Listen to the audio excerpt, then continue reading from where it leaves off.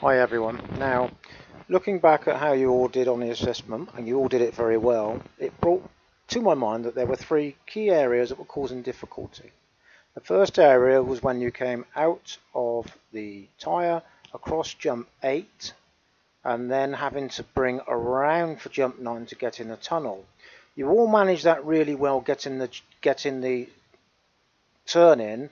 However, it left you on the wrong side. You were always left on the outside, sending into the tunnel, which made things very difficult, not just to get the dog into the tunnel, but also for you then to get across to the far side. You either had to do you would have had to have done a rear cross behind the dog.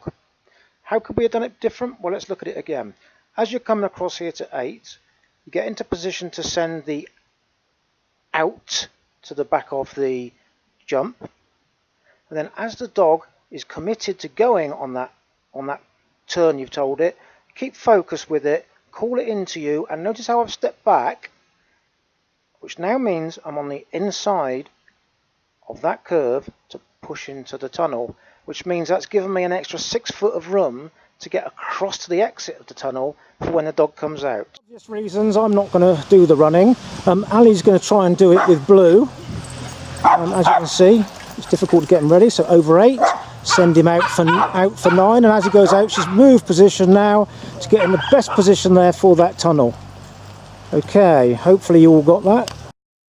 So here Allie's now going over 8, she's getting in position for the turn to send the dog out. She cues it nicely with the out, just making that, stepping across as she turns around and focuses on the dog, brings it back across the jump, and now she pushes it into the tunnel from there. Notice how far from the entrance she is. Now she steps back and gives her plenty of time to get across. Now she walks slowly there, and look where the dog came out, where Allie was. So the next tricky part was when we got to the end of the tunnel and we had to go across jump 11 and on to jump 12. And then from there we went round onto the weaves. The poles signify the weaves because I'm not worried about the weaves at this stage. And then from there you went onto the cone to do your round. Now, each of you did good front or rear crosses depending on where the dog was. Got to the outside of 11, the outside of 12, and you stayed on the outside for the channel weaves. Whilst you managed to complete it successfully, it gave you the longest route around, meaning then that you were out of breath by the time you got to the cone to do your round. And also it meant that you had to have done a figure of 8 at the cone almost. So how could we have done that differently?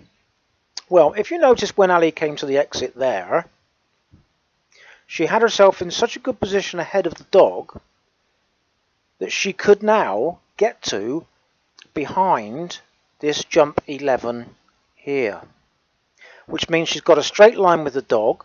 The dog can see her as it comes out of the tunnel. She calls it in, and then instead of having to go to the outside, all she has to do is complete the turn, push the dog from the inside across that jump towards the weaves, and lo and behold, she's then on the inside to go round the weaves and round the cones. Okay, so here we have Allie now getting the dog around the back of 9, correct positioning into the tunnel. She comes across here, picks the dog up nicely there, staying on that side, is in position there for where the weaves were, just like that. Thank you. Okay, let's try and break that down and look at it slowly.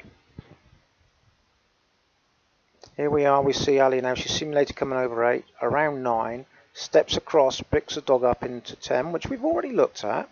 Now look how she's getting herself into position for the exit. Here he comes, she's there where she wants to be.